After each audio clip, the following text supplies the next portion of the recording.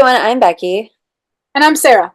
and we're doing Bickering Book Reviews. Today we are talking about Lock and Key, Under Lock and Key by Lana Ferguson, which I got off of NetGalley. Same. So this book is about Kiana McKay, who her father was from Scotland, like literally like born and raised in Scotland, and for some reason he had cut off his whole family and moved to New York. And she grew up without any kind of connection to that world. And then her father gets sick and dies, and his last wish is to go back to Scotland. Because he was convinced that when he was in his teens, he fell into Loch Ness and the monster saved him. That's like his big story. Kind of.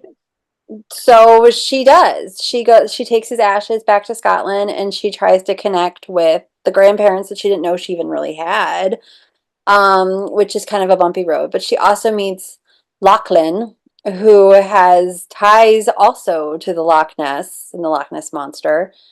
Um, and they kind of like dislike each other, and then they kind of start a little bit of a romance. And get it? Because it's Lock and Key, because everybody calls Kiana Key, and he's Lock, and that took me longer than it should have to figure out while I was reading the book. And that's all I'm going to say about this. So this book was not what we expected, so we have decided that there's going to be some spoilers. Spoiler alert, like they're like definite. Like There's I no way can't we can fully talk talk about about this this book unless I can spoil it. because I literally like just read over the description again. And so here's the thing. So when we picked what books we're going to read, like we read the descriptions and we're like, oh, this sounds like this. And we had read recently a book called Love and Other Conspiracies that was about a woman who was kind of like a cynic who gets involved with a guy who like hunts like Bigfoot and like tries to find ghosts. And I think I found this book because I love Scotland.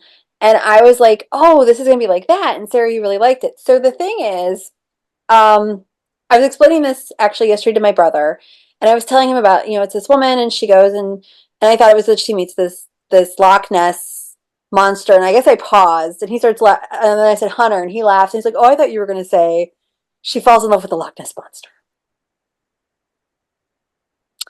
Well, That's you know what that it he is the monster. Like is. you He know is. that he is the monster based on the at the beginning she wrote a little note to somebody and basically talked about giving the Loch Ness monster a penis.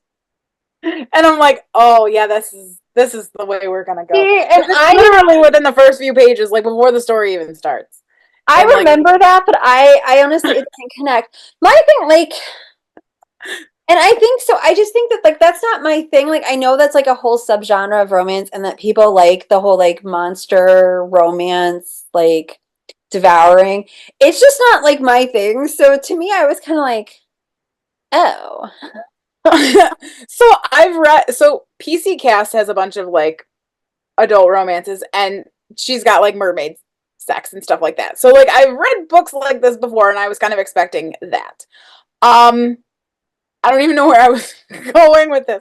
It didn't. So in the past books, like it fits and it makes sense, but like in this book, I found myself laughing at it because it was just so random, like oddly thrown. And he had a forked tongue. For these, I'm like, oh god, this sounds so weird. so but that didn't throw me. But then she has powers that she's coming into, and like those. See, to me, his stuff wasn't like underdeveloped, but like her stuff, it was just kind of like we need a plot point, so we're gonna throw this in. And like I feel like if you were into like this subgenre, like it might work. And then there's like two Loch Ness No, the thing monsters. is, it isn't developed. His wasn't even developed enough into the story because it was like, and this happened. It wasn't like there wasn't like a. It wasn't flushed into the story right. It just came up out of nowhere, and so it was just ridiculous. It was ridiculous and laughable. They don't necessarily say it was like laughable. But then also my other issue is, and this is where the spoiler comes into play, more so than what I've already said. I hate the fact that like she's doing all this monster stuff, like having the monster sex, and then like the monster is no longer a thing by the end of the book, and it's like, what? You can't like flush this into the story and then be like, never mind. And it never happens again. We had monster sex once, and that's it. That didn't bother me.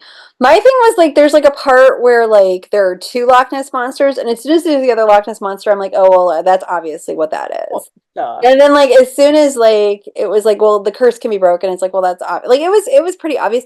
But I do think like part of me does think that it's just not my thing. I think that if you're into it though, you would really like this book. No, like I said, I've read other books like this, and it wasn't folded into the story like it should have been.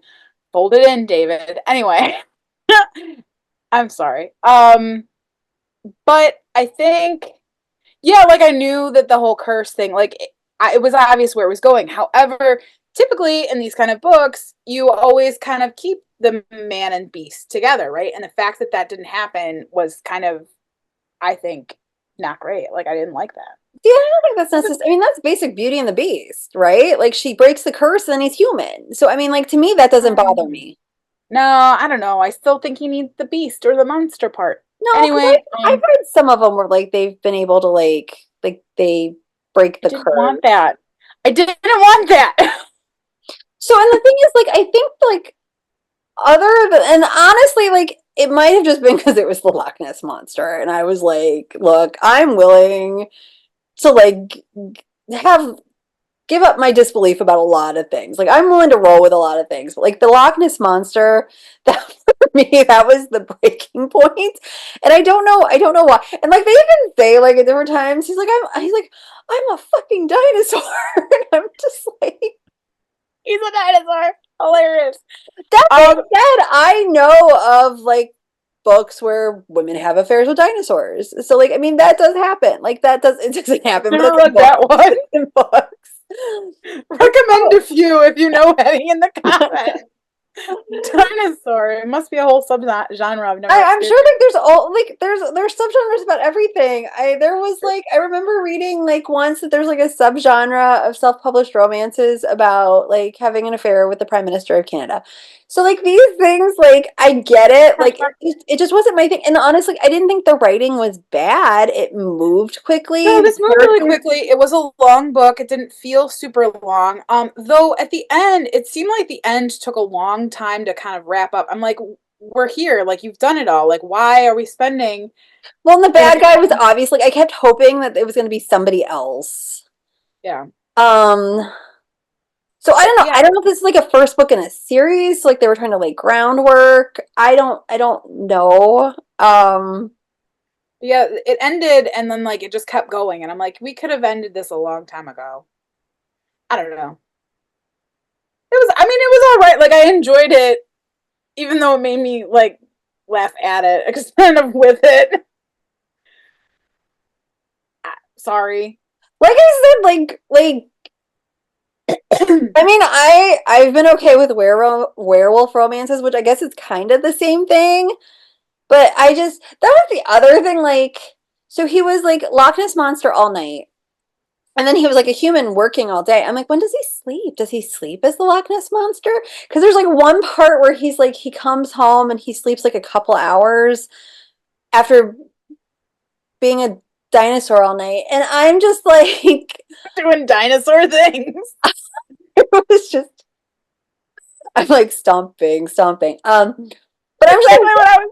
when does he sleep? I mean, I just, So when the dinosaur at night and man during day made me think of Shrek.